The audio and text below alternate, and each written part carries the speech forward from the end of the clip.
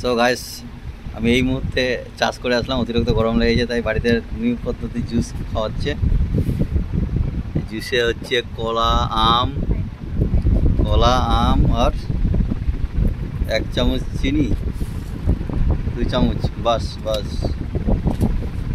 2 চামচ চিনি আর একটুখানি দুধ।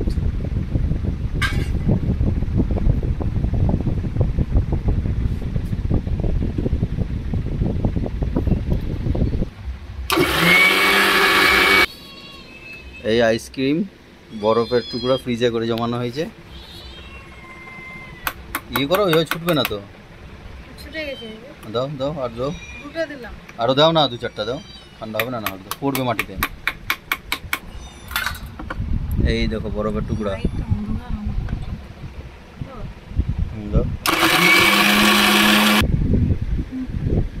সেই জুস বানালাম।